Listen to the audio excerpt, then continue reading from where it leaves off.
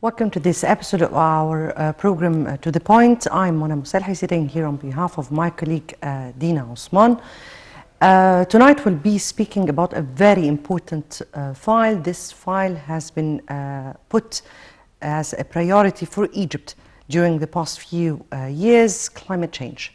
Climate change, which Egypt has been shouting out in many of the international conferences on this particular challenge and threat, the climate change, that in order to find out a solution, there has to be some concerted efforts regarding this. This was very much illustrated by President Abdel Fattah al-Sisi during several conferences and events, worldwide conferences and events. The latest was during the World Youth Forum, and particularly during this extended session that was held under the title Climate Change from Glasgow to Sharm el-Sheikh. The President referred to Egypt's efforts during the past period in order to confront the challenge of climate change, referring that Egypt is or contribution to the gas emission not more than 0.6%, which means that it's the minimal. But he also noted how important this challenge has become, particularly that it really reflects very much on the Middle East and Africa at large. Egypt in this or from this context has taken a number of measures and a number of projects that were applied and implemented during the past period across the governorate of Egypt and governorates of Egypt, and has been coordinating with several of the African and Middle East countries regarding this issue. Also, recently, Foreign Minister Sameh Shoukry has hosted or received the president of the COP26 from the UK, and they spoke about the importance of coordination among parties involved in this agreement, and what should be done in this very particular or upcoming months until Egypt hosts COP27, which Egypt has submitted for or to be the country hosting the COP27 out of its concerns of this particular challenge. We'll be speaking about that tonight with our distinguished guest, Dr. Tarek Temraz, Professor of Marine Environment and Pollution at the Suez Canal University, and we thank you so much for being with us. It's a pleasure of mine. Thank you. Thank you so much. Let me here speak about climate change as a threat and a challenge to the whole world. Just so our audience would be understanding why we are putting climate change as a prior file for Egypt. Okay. First, we would like to identify the climate change as we are currently receiving a fluctuation in temperature and the extreme climatic event. Like now in Egypt, we are in the winter, but it's a little bit severe winter. The temperature is going down. Yes. In the summer, it will goes up to some high degrees.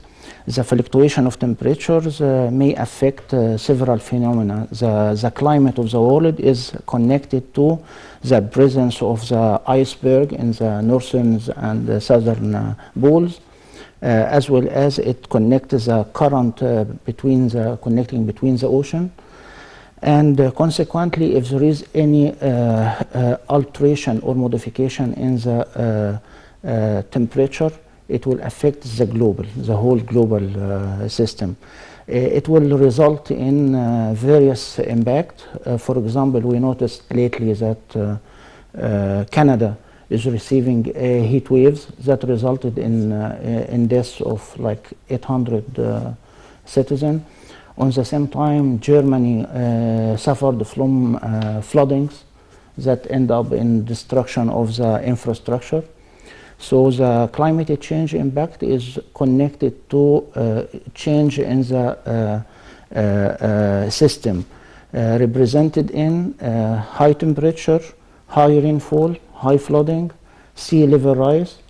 In Egypt and the Arabian area, we are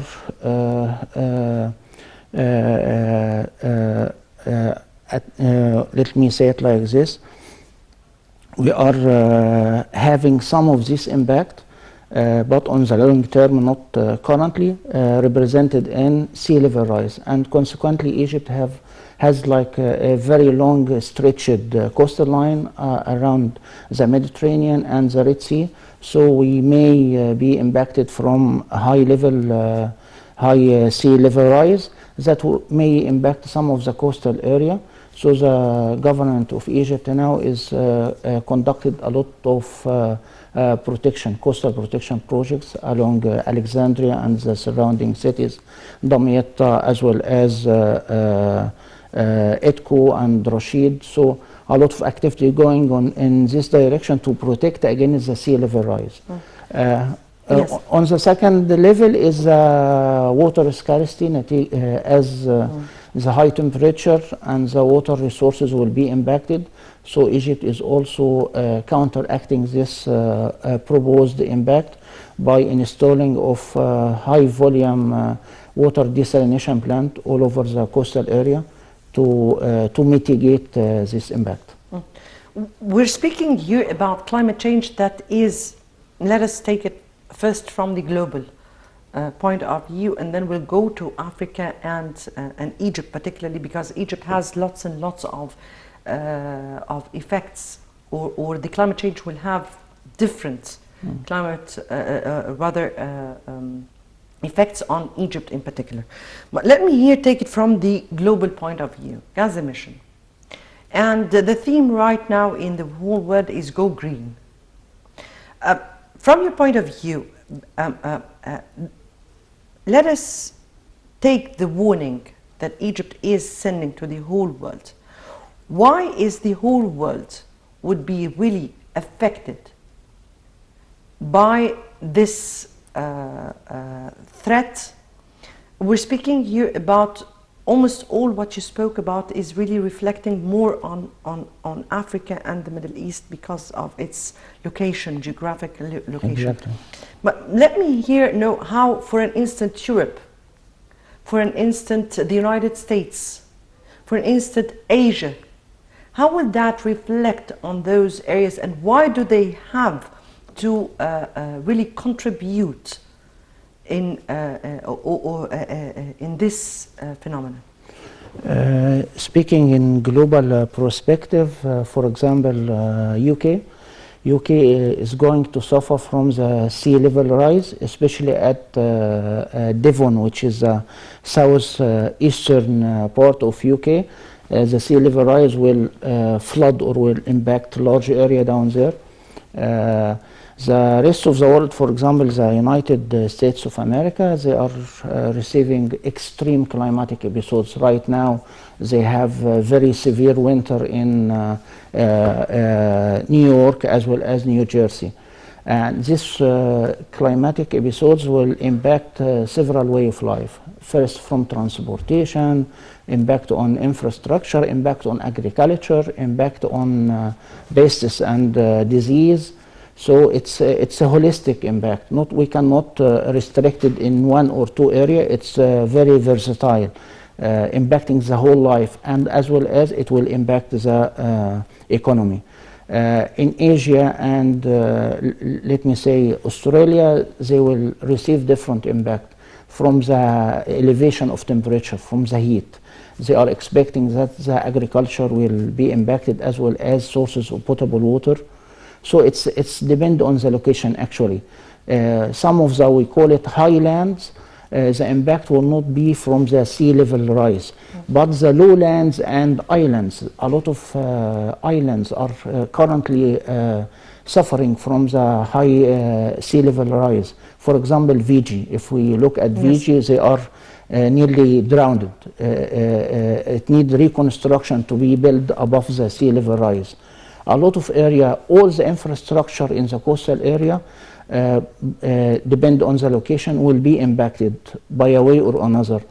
And the uncertainties in this context is really depend on the accuracy of the program or the modeling we are using to expect or to forecast the climate change, because we are speaking about the future. So as long as we are using high precise mathematical models, we are going to increase our assurance of the result.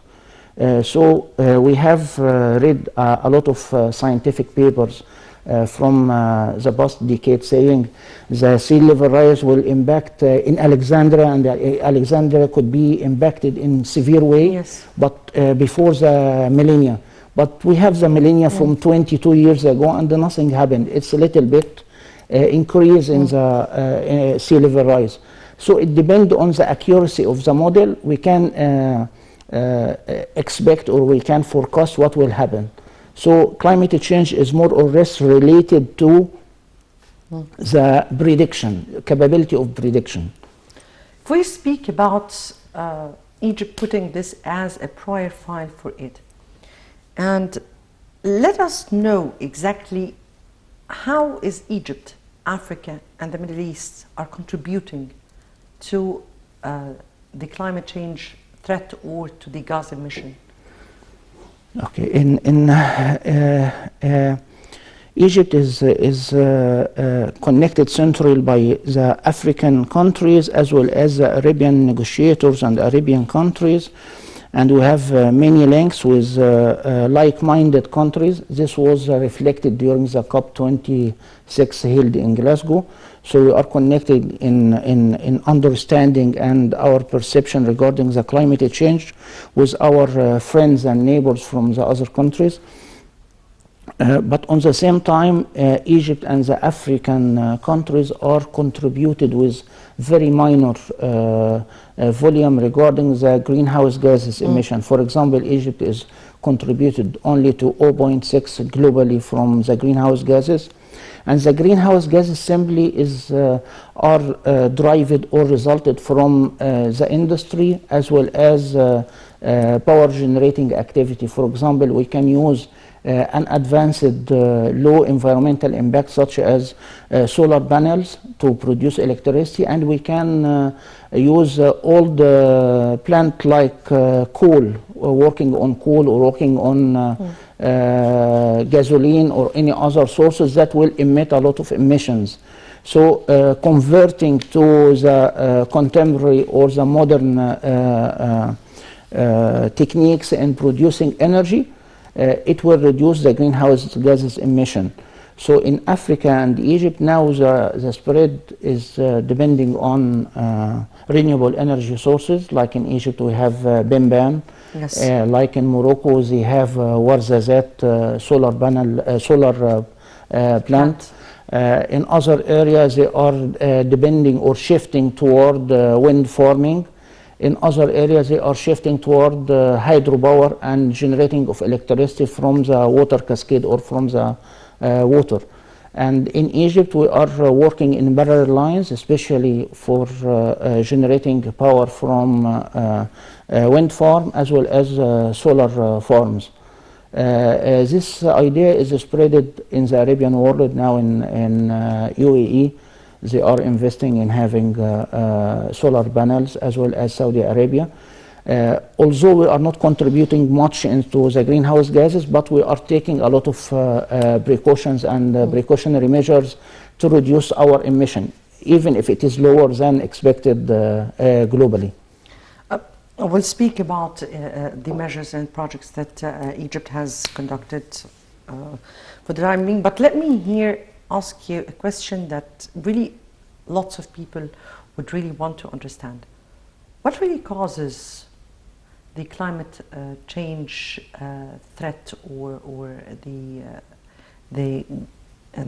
gas emissions, and what really contribute to that? Actually, there is what we call it as a scientist different theories regarding the origin of climate change. Some of the people are a little bit skeptic and saying it's false, it's not real science. Others are saying no, it's depend on actual data and monitoring, not only on modeling and forecasting for the future. And recently, like 2 months ago, there was a published paper regarding the climate during the 4,000 years ago. And they investigated one of the largest ice core worldwide, which reached 3.6 kilometer depth in Vostok in Russia. And it was a joint cooperation between Russia, United States, and France, where they derived data about the previous climate, or what they call it value climate. The climate the climate globally is impacted or controlled by many factors and forces. What is changed lately was that the scientists realized emission of CO2. Increased emission globally on CO2, carbon dioxide, increased emissions of methane, as well as nitrous oxide, N2O. And these emissions are more or less connected with the Industrial Revolution. So before the Industrial Revolution, or let me say, they stated the date 1850, is the start of realizing the connection between presence of high concentration of carbon dioxide in the atmosphere and the increase in the global temperature. So they started to draw graphs about how they can interpolate this relation between the increase in temperature and the gases. And at the end they reached, there is the higher the emission of the gases, they go up into the atmosphere, and they form like what we call it the effect of greenhouse. In the greenhouse, which we use it in agriculture process, we cultivate the plant inside a plastic tent. The plastic tent will allow the sun rays to penetrate into the through the tent, through the plastic into the plant, and the plant will begin to feel the warm temperature, because the rays are going to be trapped inside this plastic tent. And when it try to return back after hitting the ground, they will be returned back to the ground, and this impact will result in elevation of temperature. So they connected what is happening in the whole atmosphere, that the greenhouse gases goes up to the one layer of the let me say the atmosphere, which is the troposphere, and forms a layer, condensed layer, that prevent the short wave from returning back to the space and being trapped inside the earth. The bombardment of the rays resulting in elevating temperature. So they connected the emission from the industry and power generation to the formation of the greenhouse gases, and then the elevation of temperatures that we are feeling now. So they call it the greenhouse gas concept. So we're speaking in simple words, extracting the materials from Earth, from the crust. Emission of the gases from yes, the Earth. And the carbon dioxide, because of that emerged from the big industrial...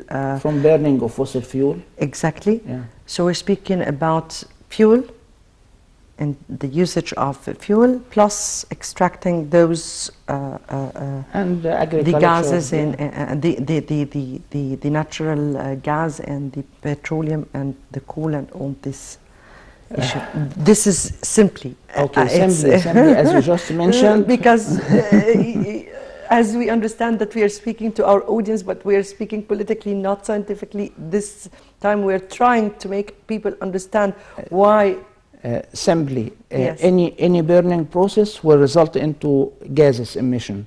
For example, at the rural area, when they try to burn on the wood, it will emit some smokes, and the composition of the air and the smoke depend on what we are burning.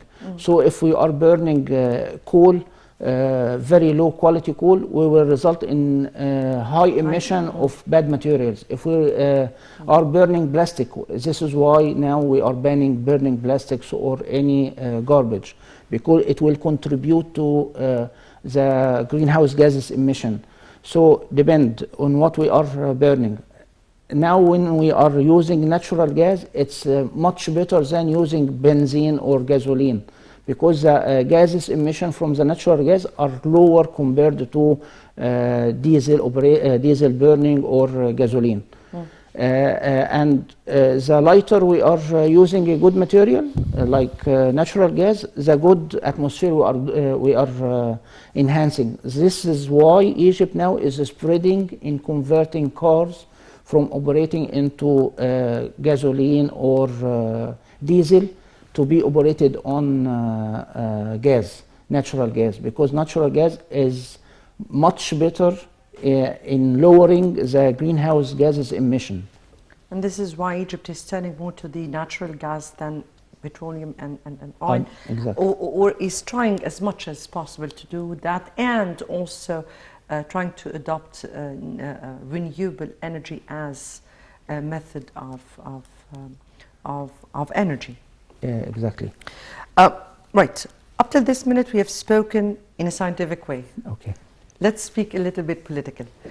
We have seen during the World Youth Forum a very important and extended session that spoke about climate change. And we have seen statements made by the President addressing this very particular issue. And we have seen at the end of the World Youth Forum some recommendations regarding these issues, which were adopted and even announced by the President himself.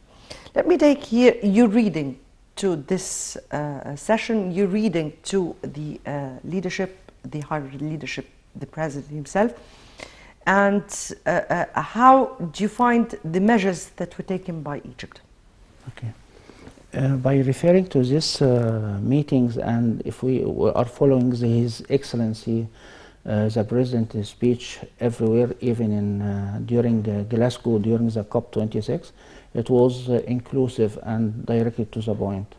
The climate change problem is not only our or the developing country problem, but it is a worldwide problem, and it results from overuse of the resources as well as the industry conducted by the developed country. So they have to contribute to help the developing country to take the right measures through different financial cooperation to ensure turning into green industry, turning into green power plants, turning into green activity. And this was crystallized during the Youth Forum, as His Excellency assured that we are having or diversifying our dependence on the power by having various projects running parallel to each other. Bimban to produce electricity depending on the solar power, Zafarana as well as Khalid Suez for wind farm. Also, we are mitigating by construction of large projects along the Mediterranean coast to reduce the impact on coastal area.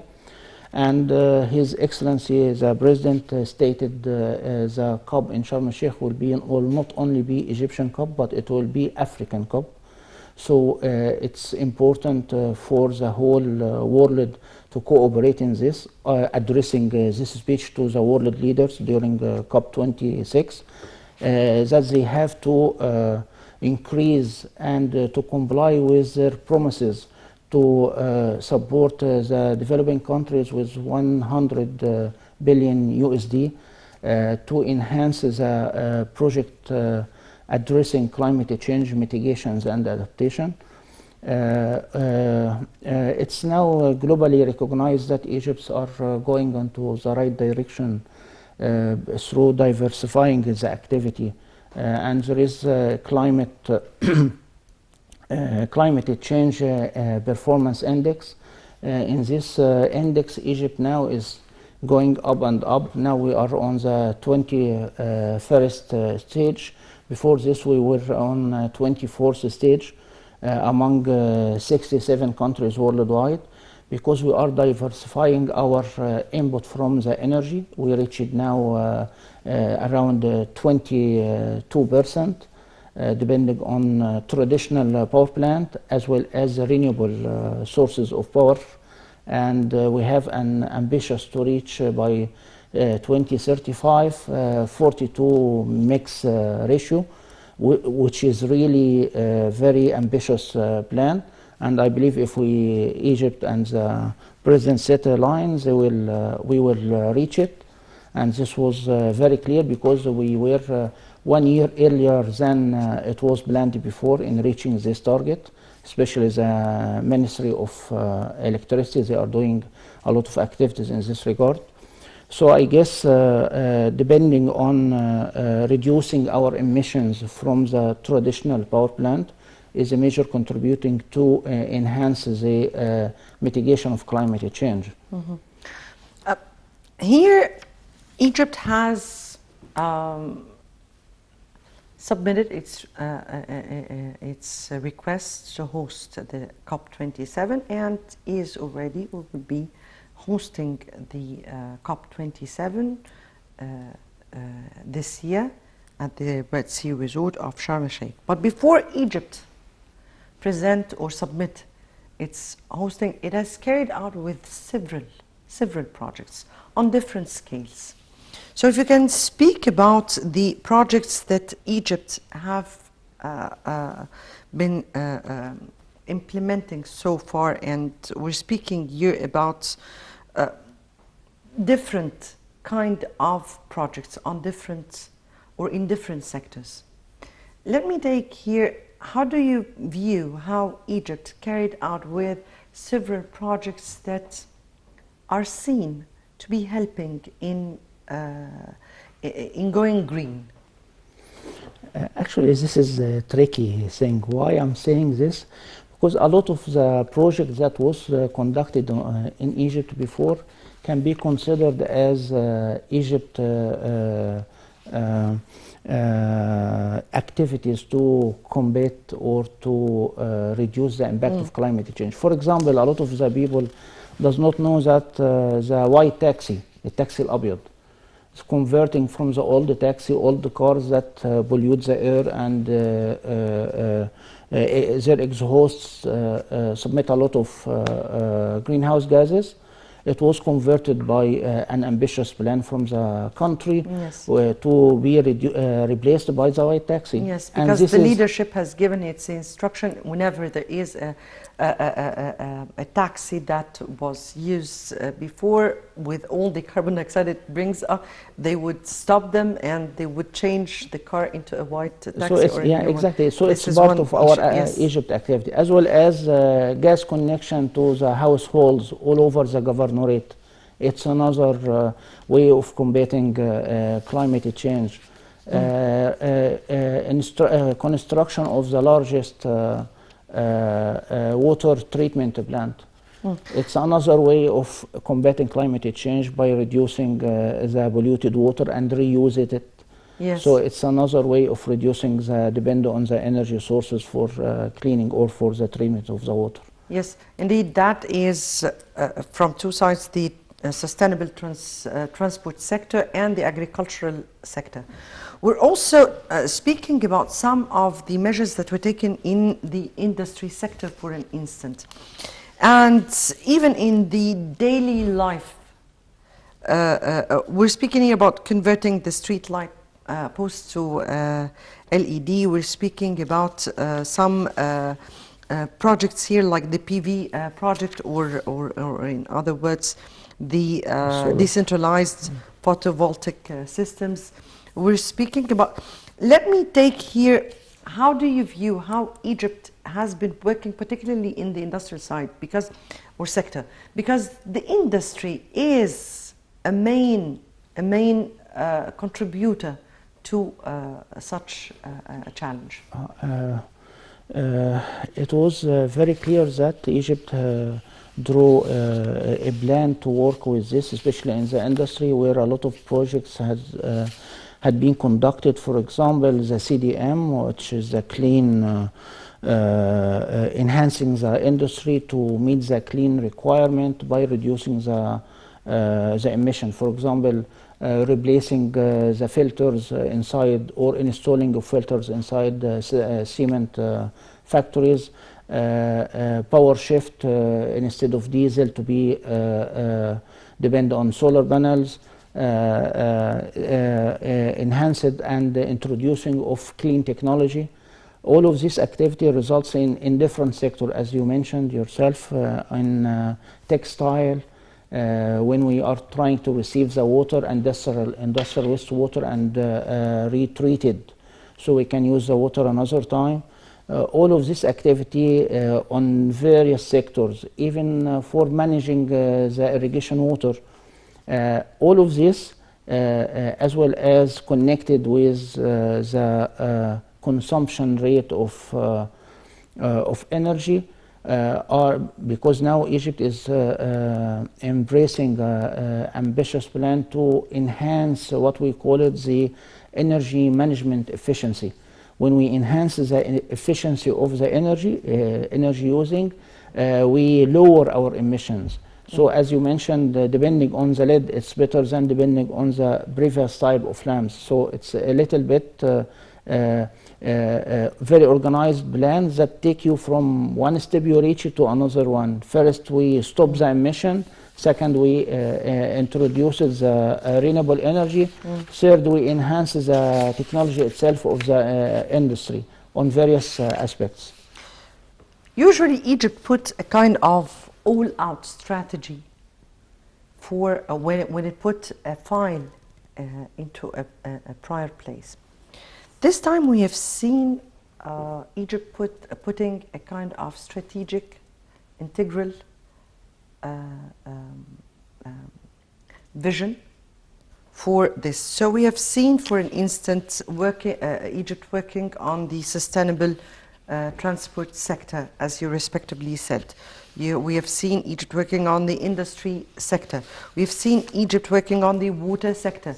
We have seen Egypt working on the agricultural sector. We have fishing, farming, for an instant, adopting projects. Even women empowerment and youth empowerment came in this strategy as part and parcel of this all-out strategy. How do you view this, and how does this reflect on Egypt's sustainable development vision 2030? As you mentioned, it's a holistic and inclusive approach of Egypt. When Egypt adopts a file, the file is addressed from various points and from various stakeholders. So at the end, we are trying to reach the development, the goal of develop the Egypt and develop the citizen. So it's connected with youth, connected with women empowerment, connected with education, provision of water, provision of energy. So it's a holistic approach actually, and it requires very good planning. So we can say it's first we focused on the infrastructure, providing good water, and reducing our emissions from versatile and diversify our dependence on the energy. And nowadays we are even going more greener in cultivation of wood forest by treatment of water, and using them in irrigation of oil producing trees. So it will be like a renewable source of oil for various industry. So actually it's like a diversifying plan for in everything with goal and to achieve the developed Egypt or the new Egypt. The new republic, as Exactly, announced by the president. If I may ask you here, during the, or just few days ago, Foreign Minister Sameh Shoukry received the president of the COP26, where they discussed a number of issues, particularly the coordination and the work that should be done in this upcoming period in order to be able to put some work before we go to COP27, which was very much emphasized by Foreign Minister Sameh Shoukry as a very important conference that will contribute to the all-out work of the whole world at this upcoming stage. If I may ask you here, first they spoke about a number of issues, but let me here take the private sector before I go to global partners and what should be done. Private sector, how do you view the role of the private sector in this very particular issue? Worldwide, they are trying to encourage private sector to embark into various projects addressing development and sustainable development specifically. So they are trying to find what they call it impact. Impact here is meaning that the private sector, when it will work on solar, for example, energy production from solar, they will gain enough revenue, so they will continue in funding several projects. And Egypt was actually a leader on this, on the green bonds, which was addressed to financially support several projects that is aimed at the end to be a green projects through agriculture or industry, or even on fish farming, as you mentioned, or various projects. We have like an ambitious plan to have like what we call it smart and sustainable clusters. The cluster is dependent on generating its own water in a green way, as well as securing its food through fish farming. And the fish farming is integrated because they are going to use the water for irrigation after raising the fish in the water. So it's like a closed loop. And the water will be loaded with nutrient from the fish, and it will be directed to the agriculture. So we will not use any fertilizers. It will be naturally fertilized by the fish. Exactly. So it's a closed cycle, and this is one of the under construction project now is going around, in especially in remote area. So the government is trying to, as I said before and you mentioned, is to adopt role model projects to be to enhance the citizen life, especially with a green project. For example, the green and sustainable agriculture is now what they call it regenerative agriculture. Not only agriculture as normal, but with controlled water and high yield. So we are avoiding wasting the water, and we are creating a revenue for the farmers themselves. What does exactly private sector pursuing green initiatives in Egypt mean? As just I was saying, the private sector will not be courageous enough to embark into any project unless they visualize and they touch that there is a revenue will be generated from this. So regarding the green project, for example, we have all the power generating activities. It's now under study from various funding or private sectors to embark on this. We have a lot of projects regarding the waste to energy, which is really a very important issue. Our all solid waste, it was before that it useless. We have to pay money to get rid of the waste, but nowadays it's a revenue generating activity. So a lot of private sectors are investing in recycling of waste, and the proper dealing with waste will reduce the emission as well as, especially from methane, and it will generate revenue for them. In 1 minute here, because this is all what is left for me, Dr. Temraz, and what do we need from world partners at this upcoming stage?